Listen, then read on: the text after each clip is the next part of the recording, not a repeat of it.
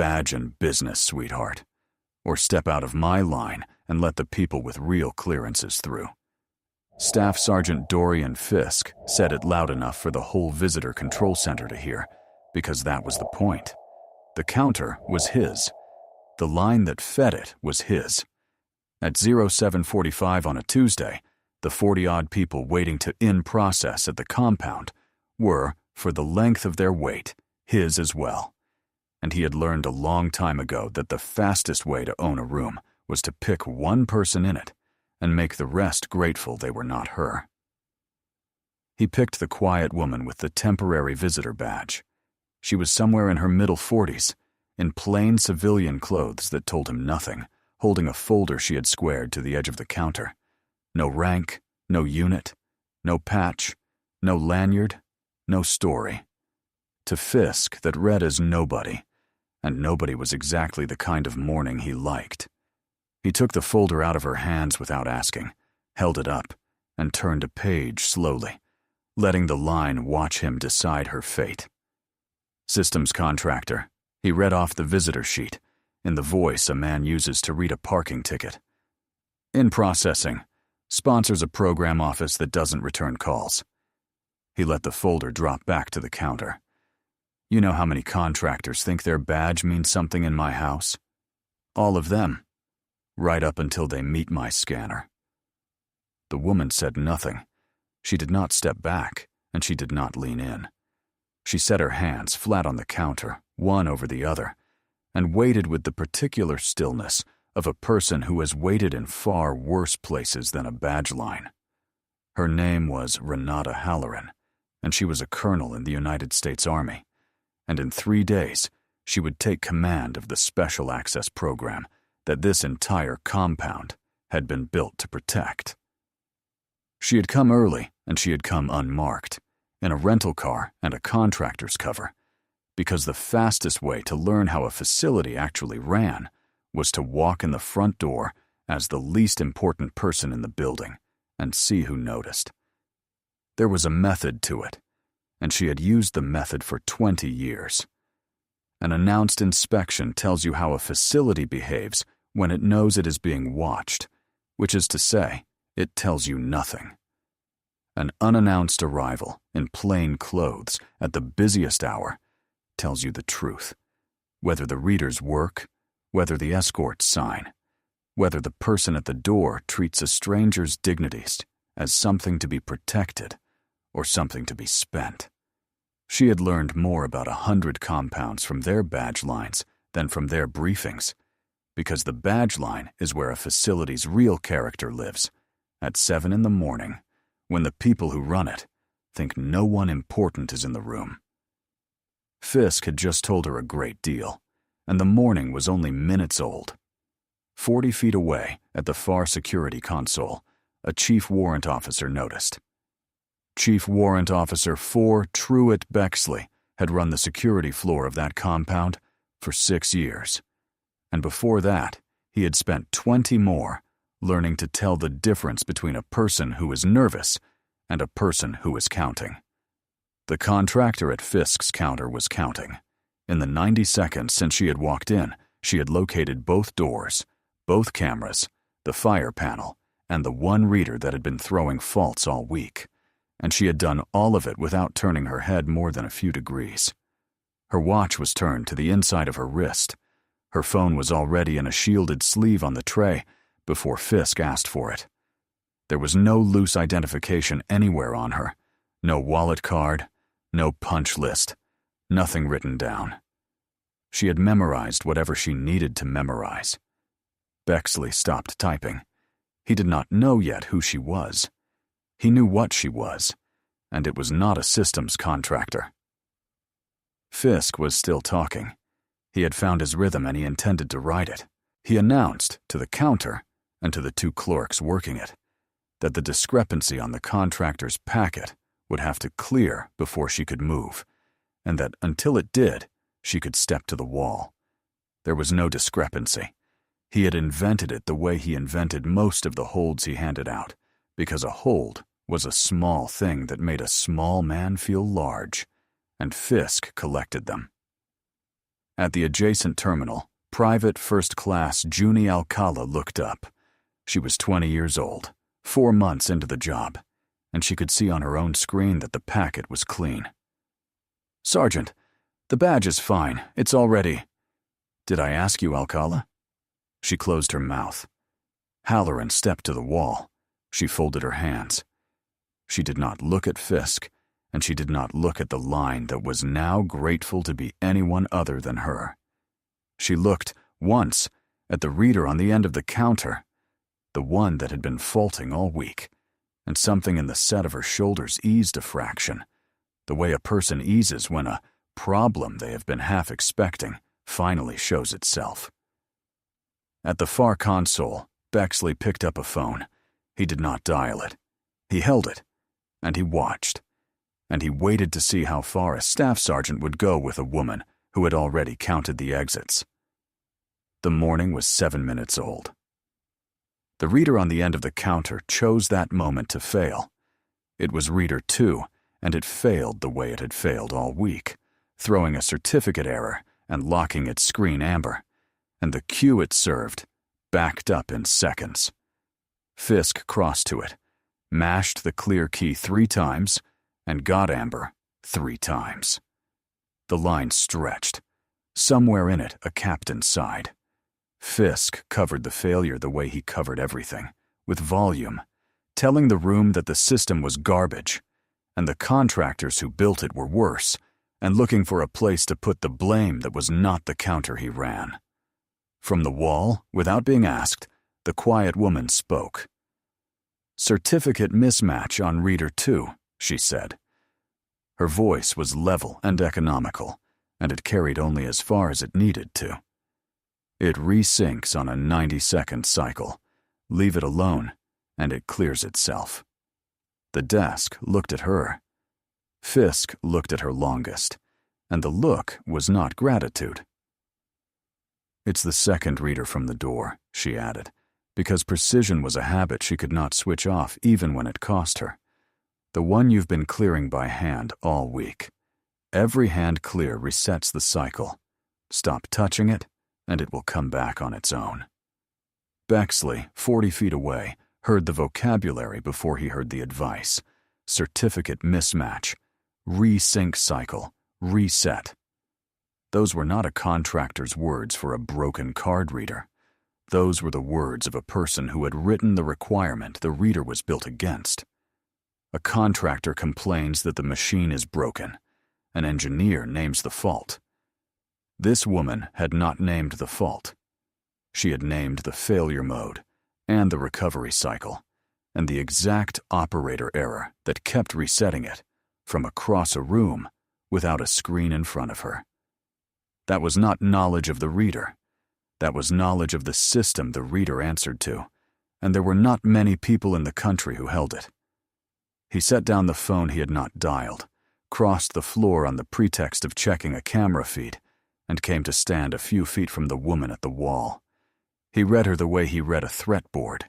Sterile loadout, sight lines to both doors. A stillness that was not fear, but economy.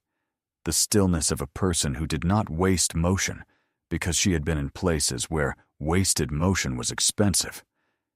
He read all of it in the time it took the reader to sit amber, and when the reader cleared itself at 90 seconds, on the second, he was already certain enough to be careful.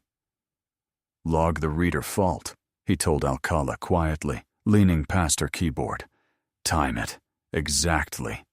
Alcala typed the time. Fisk had heard the reader clear, and he had seen it clear on its own, exactly the way the contractor said it would, and it did not make him grateful.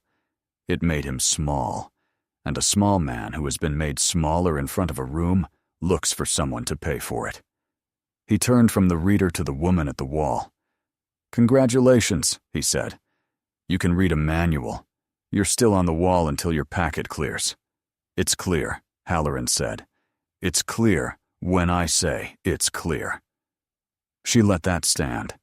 She had spent a career learning which fights were worth her voice and which were not.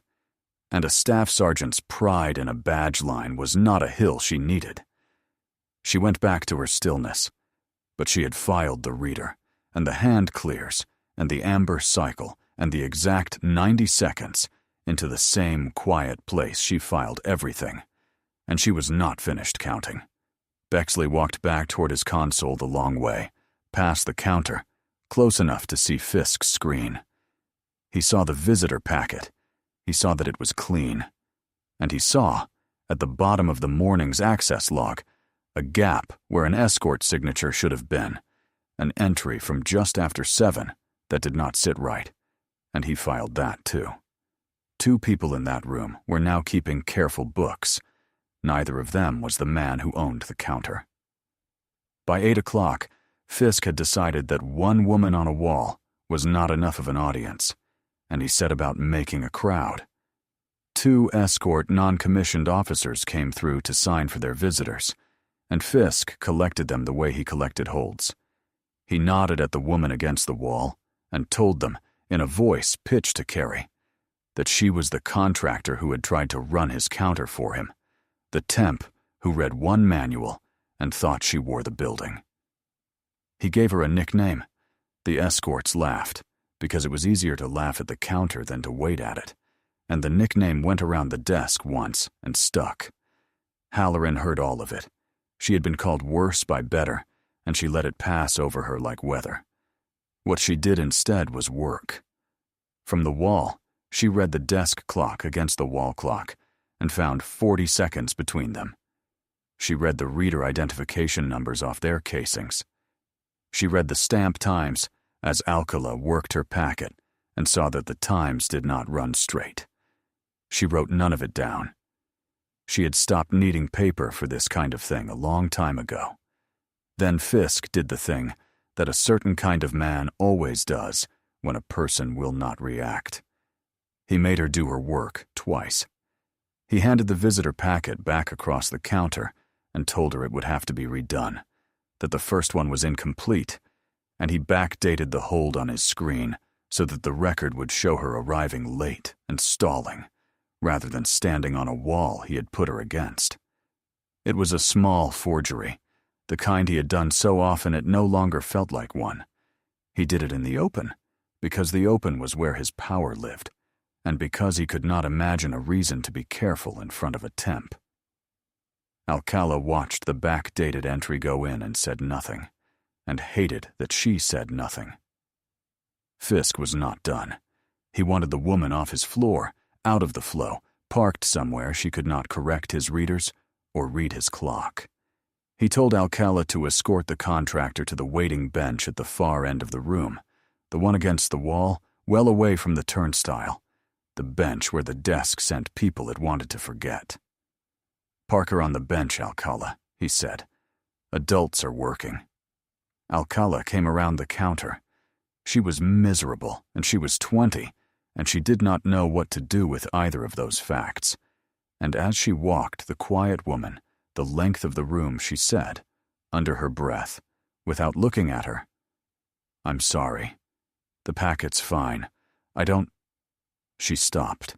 Halloran answered without breaking stride, low enough that it stayed between them. "You did nothing wrong," she said. "Keep your logs clean, and keep your head up. That's the whole job." It was 6 words, and they landed on the young soldier like a hand on the shoulder. Keep your logs clean, and keep your head up. She had been apologizing for 4 months, quietly, to everyone Fisk ran over, and no one had ever told her what to do with the apology. This stranger had, in one sentence, on the walk to a bench, and had made it sound less like comfort than like an order she could actually follow. They reached the bench. Alcala went back to the counter with her jaw set a little differently than it had been. Halloran sat, folded her hands, and went still. From the bench, she could see the entire operation, which was, she suspected, the opposite of what Fisk had intended. She could see the counter, and the readers, and the turnstile, and the far console where the warrant officer had gone back to pretending to work his cameras. She could see the morning laid out in front of her like a board, and on that board she began, without a pen, to arrange the discrepancies of Staff Sergeant Dorian Fisk, the reader he cleared by hand, the clock that ran 40 seconds fast, the hold he backdated, the escort signature missing from the 7 o'clock entry. It is worth staying with a moment like this, because it is the moment the channel is built on. A woman is put in a corner by a man who has decided she is nothing, and she does not rage, and she does not beg. She sits down, and she counts, and she waits. If that patience is a thing you have ever had to learn the hard way, follow Honor Tales, because this is a story about what it is worth. The bench was quiet, the board was filling in, and Renata Halloran had all morning. By 9 o'clock, Fisk had moved from theater to paper, and paper was where he did his real damage. He opened the woman's visitor record and typed a conduct annotation into it. Uncooperative, questioned staff procedures, possible probing behavior. He wrote it in the flat institutional language that makes a lie look like a form, and he wrote it precisely because she had been right about the reader, because a competence he could not match was easier to file as a threat than to admit. When he was finished, the record showed a contractor who had walked in and started testing the security staff, which was the exact opposite of the morning, and which would follow her out the door and into some analyst's inbox and cost her a sponsor she did not have. Then he did the thing that mattered, though he did it almost without thinking, because he had done it so many times it had worn a groove. He opened the morning's access log and rolled back the 7 o'clock entry. The entry was a badge that had come through the turnstile just after 7 without a proper escort signature, a corner Fisk had cut for a friend, the way he had cut corners at that door for months, waving through the people who flattered him and holding the people who did not. The gap had been sitting in the log all morning, and now, with a security officer drifting closer and a contractor who read logs for a living parked on his bench, some animal part of Fisk decided to smooth it over. He edited the timestamp. He backfilled a signature that did not belong to anyone. He made the 7 o'clock gap disappear. Alcala saw it happen on the shared screen, and she froze. She had been taught the access log in her first week, and she had been taught it the way you teach a young soldier the things that matter, which is with a little fear. The log is the one record that does not bend. People can lie in a conduct note and argue about a hold and disagree about a discrepancy, but the log is supposed to be the floor under all of it. The true account of who came through that door, and when, and with whom. And it is true precisely because no one reaches in and changes it. That was the whole point of the log. That was the reason it existed. And she had just watched a staff sergeant reach in and change it, backfill a signature that belonged to no one, and make a real gap into a clean lie, as casually as correcting a typo. She had watched him backdate the hold, and she had said nothing. This was different. This was the access log, the one document in the building that was supposed to be true no matter what, and she had just watched a staff sergeant reach into it and change the past. Her hands went cold on the keyboard. At the far console, Bexley saw her freeze, and he had spent 30 years learning to read a young soldier's hands. Halloran, from the bench, saw the edit too, though she saw it in a different language. She saw Fisk's shoulders change as he did it, the small, furtive economy of a man doing a familiar wrong thing quickly, and she saw Alcala go rigid, and she read the two together and knew exactly what had just moved on that screen without needing to see the screen. She noted the time. It was 9:04. She added it to the board. The turnstile cleared its scheduled batch, and Halloran stood, because her processing window had come up on the packet Alcala had already cleared twice, and she stepped toward the line at exactly the time the system said she could. Fisk came around the counter and put a hand on her arm and walked her back. It was not a violent thing, and it was worse for not being one. It was a hand on a woman's arm, steering her back from a line she had every right to join, the casual, physical certainty of a man who had never once been made to answer for his hands. An escort NCO nearby winced and looked away. At the far console, Bexley stood up. Halloran let herself be walked back. She did not pull away, and she did not plant her feet, because she had already decided how this morning was going to end, and it did not require her arm. She looked at the hand on her arm, and she looked at Fisk, and she filed the time. 9:06. Then she sat back down on the bench, and she was, if anything, calmer than before, because the man had just added the last entry she needed. Probing my staff, refusing instructions, Fisk told the counter, brushing his hand off on his trouser leg, as if the contact had cost him something.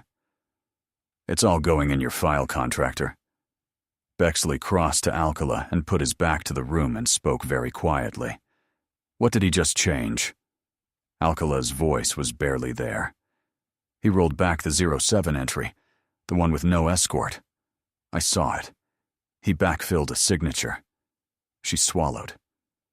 Chief, the log's wrong now. He made it wrong. Bexley looked at the woman on the bench, sitting straight and still with her hands folded. The woman Fisk had spent 2 hours proving was nobody. He looked at the altered log glowing on Alcala's screen, and he understood, with the cold clarity of a man who has watched people destroy themselves before, that Staff Sergeant Dorian Fisk had just spent the morning building a case against himself and handing the pen, one entry at a time, to exactly the wrong person to have wronged. Bexley took the morning apart at his console, the way he took apart everything, slowly and in order, and the more he looked, the less the paper matched the woman, and the more it matched the man. He pulled the reader fault log first. There it was, timed to the second, the 90-second amber cycle on reader 2, and there beside it were Fisk's hand clears, 5 of them across the week, each one resetting a cycle the contractor had called from across the room without touching the machine. He pulled the visitor packet and saw it had been cleaned since 7 and cleared twice by Alcala. He pulled the conduct annotation and saw that its timestamp came after the reader incident, not before, which meant Fisk had written probing behavior into the record only once the contractor had embarrassed him, and he pulled the access log and found the 7 o'clock entry sitting on top of an edit, a rolled-back timestamp, and a signature that matched no one on the roster. The paper told a clean story. It simply was not the story Fisk thought he was telling. Every document he had touched that morning pointed at the counter, not at the bench. Bexley had seen this shape before, more than once in 30 years, and it always ran the same way. A man convinces himself that the record is a thing he controls rather than a thing he serves, and for a while the belief holds, because no one checks and nothing breaks. Then a single careful person walks into the room, and the man, not knowing to be careful, keeps doing in front of that person exactly what he has always done, and the record he thought he owned turns in his hand and becomes the case against him. The warrant officer felt no satisfaction in it. He had offered the man a way out that would have cost him nothing but his pride, and he had a professional's contempt for the kind of pride that will not spend even that to save itself. But contempt was not his job.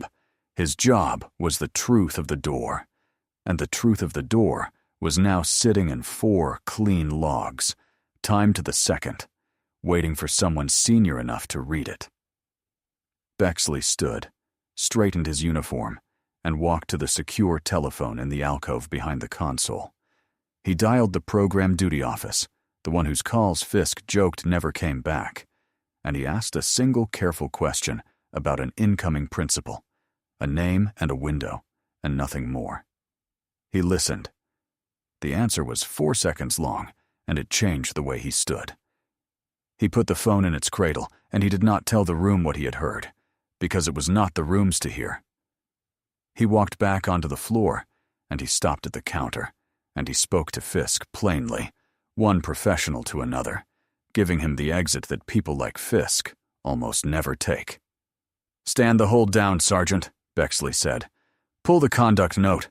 Restore the 07 entry to what it actually was. Do all three in the next 5 minutes and this stays small." Fisk laughed because Bexley had said it quietly. And quiet, to Fisk, meant weak. He was aware of the desk watching, and a man who owns a counter cannot be corrected on it in front of his clerks. So he did what men like Fisk always do at the exact moment a door is being held open for them. He kicked it shut. "She's a temp with an attitude, Chief," Fisk said, loud enough to travel. "Work your cameras and let me work my door. When I need a warrant officer to tell me how to run access control, I'll put in a request." Bexley looked at him for a moment. It was not an angry look. It was the look of a man noting a time of death. "All right, Sergeant," he said, and walked away. And Fisk mistook the walking away for a win. Alcala watched the warrant officer go back to his console and pick up his phone again, and she did not understand yet what she had just seen. Only that the temperature of the room had changed, and that the quiet woman on the bench had not moved through any of it. Here is the thing worth sitting with. A man was handed a way out, in plain words, by someone who knew more than he did, and he threw it away to protect his pride in front of 2 clerks. Almost everything that was about to happen to Staff Sergeant Fisk he chose in that one sentence. If you have ever watched someone talk themselves past the last exit, you already know how this ends. And if you want to see it land, stay to the reveal, because the machine on the end of that counter is about to do what the warrant officer could not. Subscribe to Honor Tales and watch it happen. Bexley set the phone back in its cradle and looked down the counter at the enrollment reader Fisk kept threatening to use, and thought a single clean thought. Let him be the one to run it. So, to understand why the woman on the bench did not raise her voice for a hand on her arm, you have to leave the counter and go back 14 years, to a rooftop she has never once described to anyone in that building. In the summer of 2012, Major Renata Halloran, 31 years old, ran a forward technical collection element out of a site that was coming apart faster than anyone above her wanted to admit. Her job was compartmented material, the kind that does not exist on paper and cannot be allowed to fall into the wrong hands.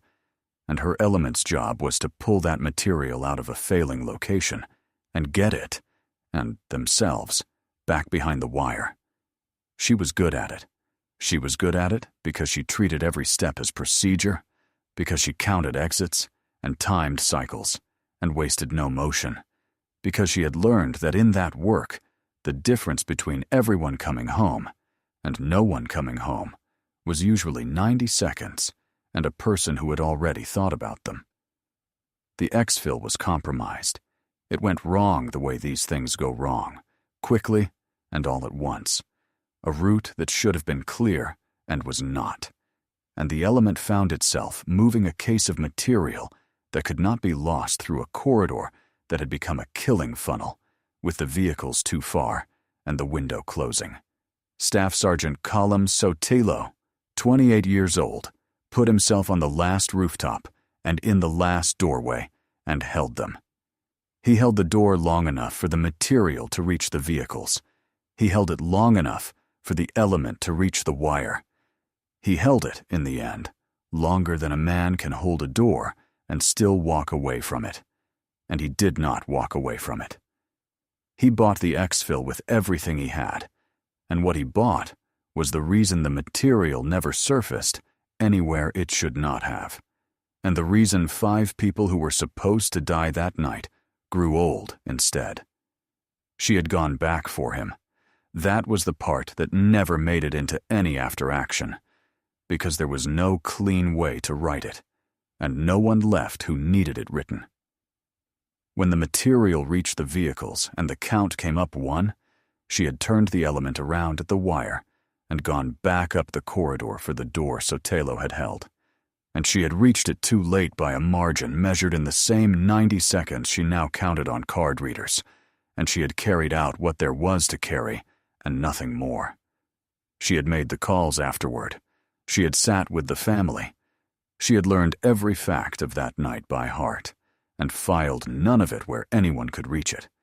And she had come out the other side of it a different kind of officer, the kind who does not waste a single motion, because she had learned exactly what motion is worth.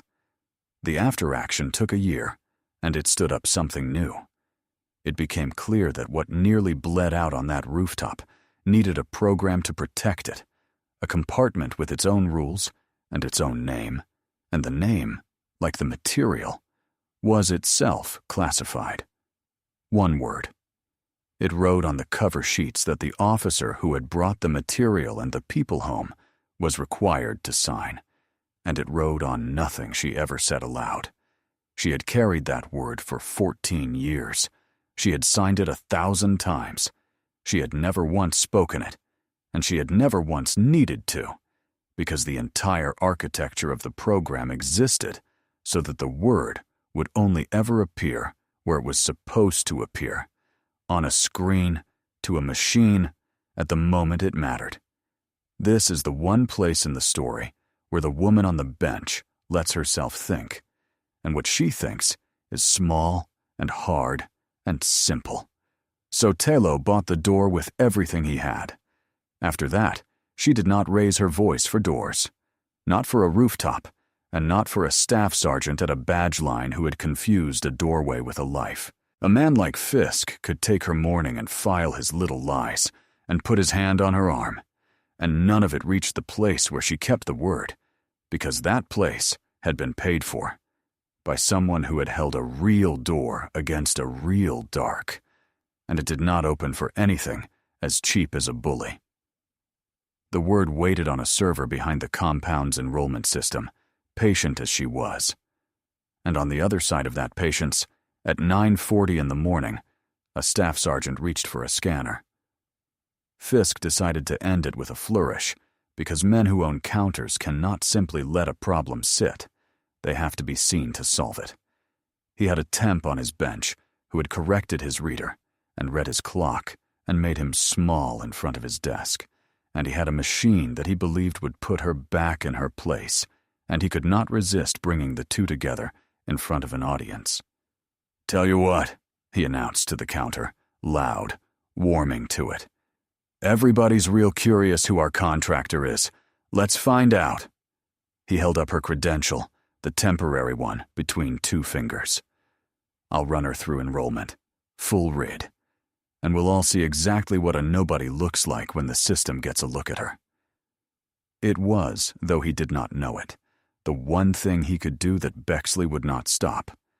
The warrant officer, who had crossed a room to prevent a hand on an arm, who had held a phone and offered an exit and taken a case apart, entry by entry, did not move.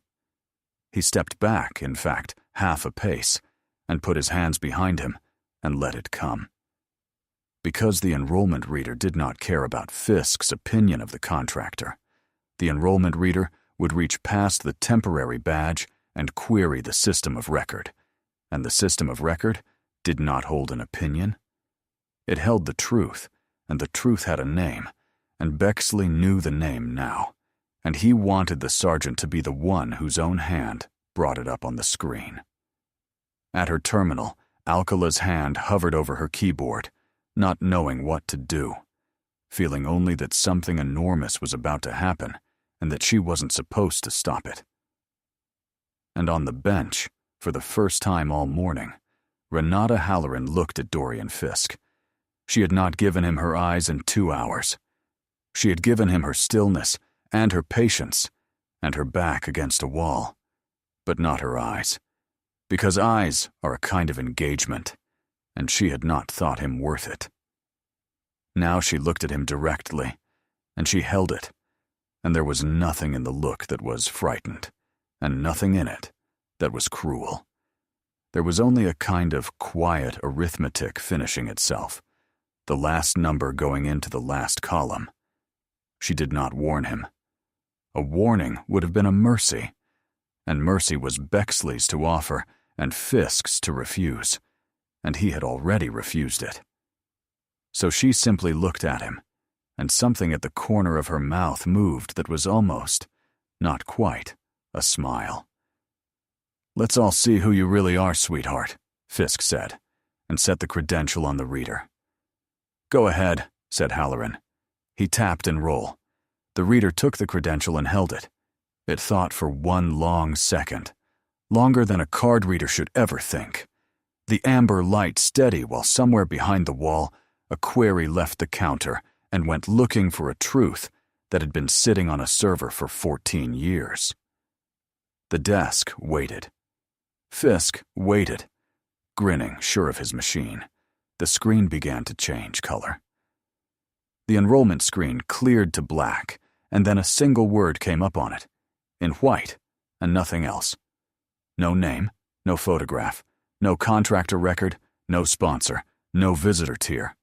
One word, in plain capital letters, and beneath it a read-on required lockout that turned the rest of the screen into a wall. The word was Obsidian. It meant nothing to Fisk.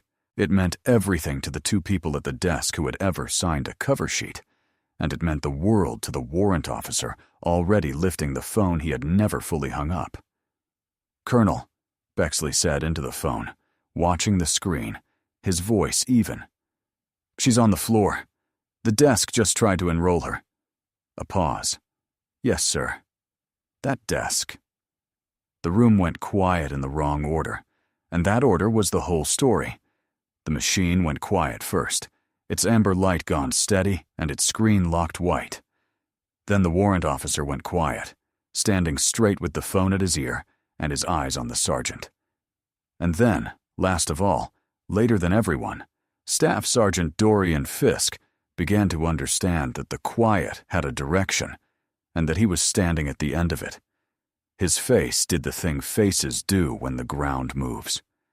First there was annoyance, because the machine had not done what he told the room it would do, and annoyance was his default and his armor.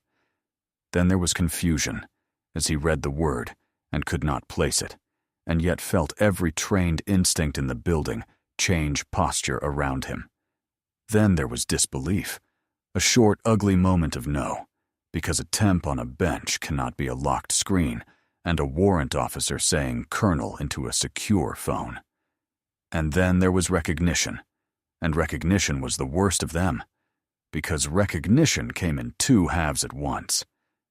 He understood who she was, and he understood, one screen away, that the 7 o'clock entry he had rolled back that morning was sitting inside a system now being opened at the top by the woman he had spent 2 hours trying to prove was no one.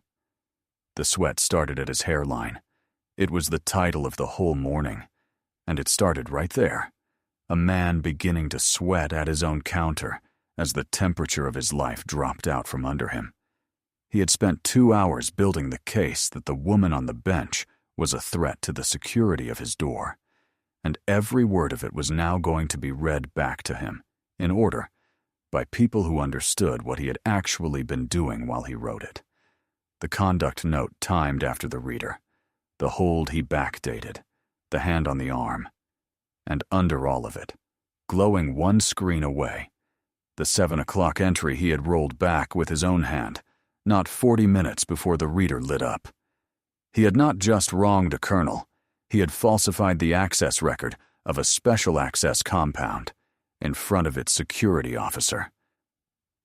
On the same morning, its incoming director walked through his door, and he had signed every entry himself. There was no version of the morning he could tell now that did not begin with his own keystrokes.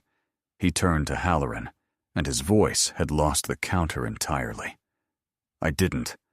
I had no way to know you were—" "No," she agreed, and stood up from the bench, unhurried, straightening her plain civilian jacket. "You didn't."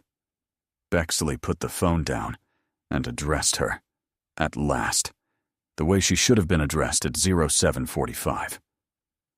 "Colonel, the desk didn't know. I did. I have the morning logged, and I have the edit." "I know you do, Chief," she said. "You've been careful all morning." "I saw." The far door opened, and a one-star general came through it at a walk, aide behind him, and the room came to its feet without being told, because that is what a room does. Brigadier General Garrick Thorne, 54 years old, the flag sponsor of the program whose single word was still glowing on the locked screen, crossed the floor and stopped at the counter and took the morning in with one long look. The bench, the reader, the sweating sergeant, the woman in the contractor's jacket he had known for a decade. "Colonel Halloran," Thorne said. "General." Thorne turned to Fisk, and his voice was not raised, because it did not need to be. "Sergeant, hand the chief your badge. Your access is suspended as of this moment, pending a security violation review. You'll answer for the log, not for the temper. The temper's just how we found the log."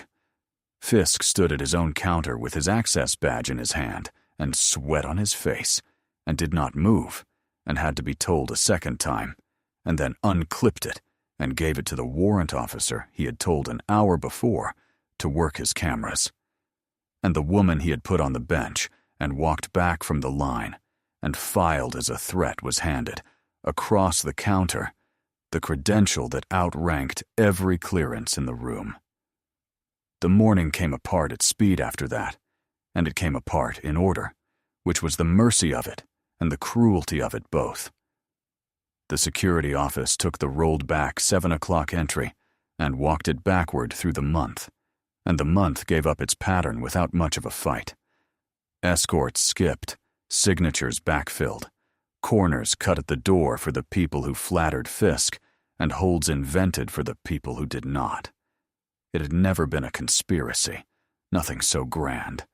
It had been a small man treating a serious door like a personal kingdom, day after day, until the kingdom was a stack of altered logs a foot deep.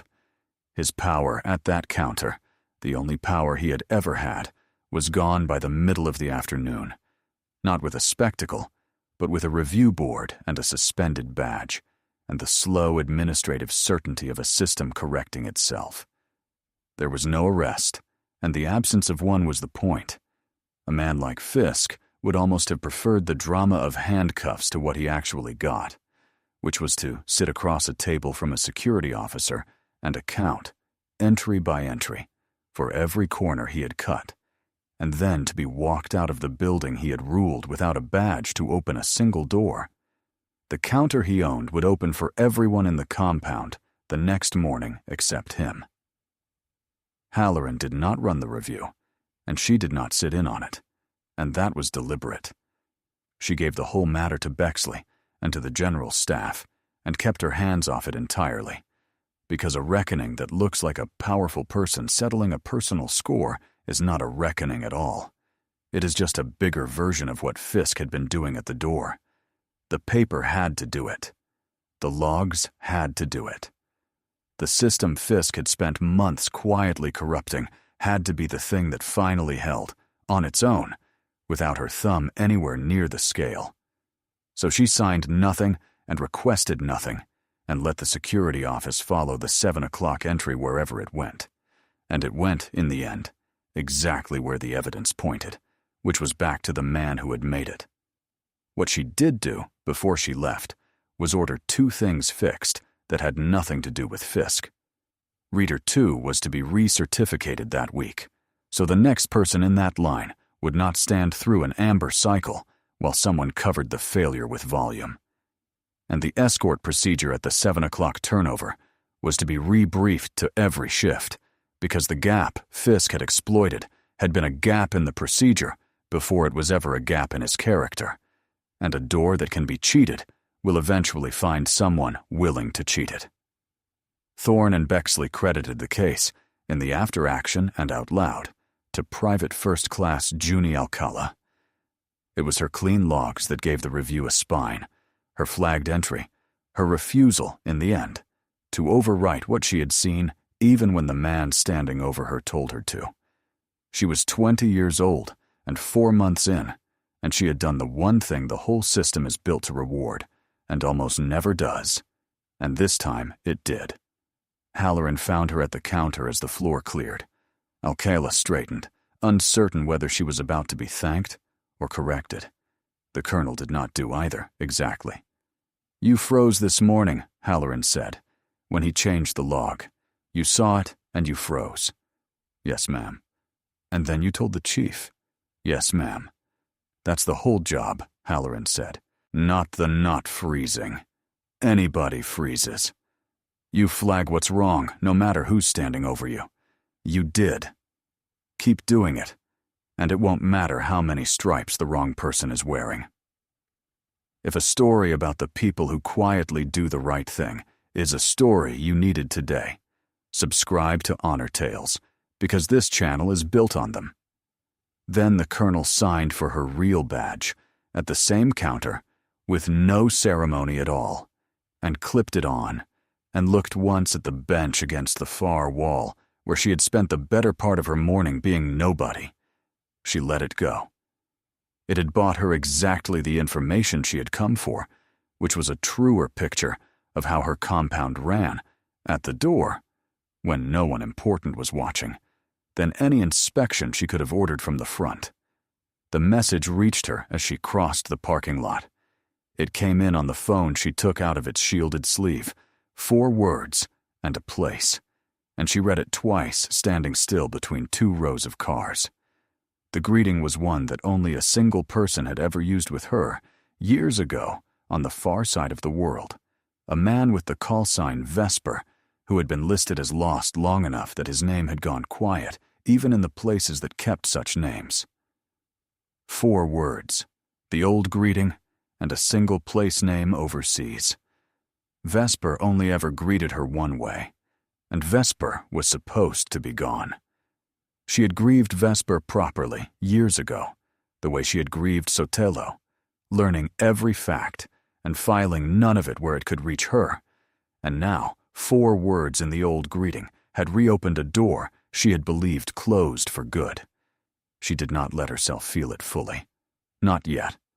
Not standing in a parking lot with a review still running behind her. She felt only the old, cold clarity settle over her again, the counting starting up on its own, the exits and the cycles and the 90 seconds, because whatever the word meant, it meant she was needed somewhere, and being needed was the one thing she had never learned how to refuse. She read the 4 words a 3rd time, and she was already somewhere else, already moving toward whatever the word had opened. The compound and the counter and the sweating sergeant folding themselves shut behind her like a door she would not need again. She put the phone away and got in the car, and the badge on her jacket at last and quietly was her own. Every soldier carries a story that few ever hear. Listen with your heart. Thank you for staying and watching. Subscribe to Honor Tales for more.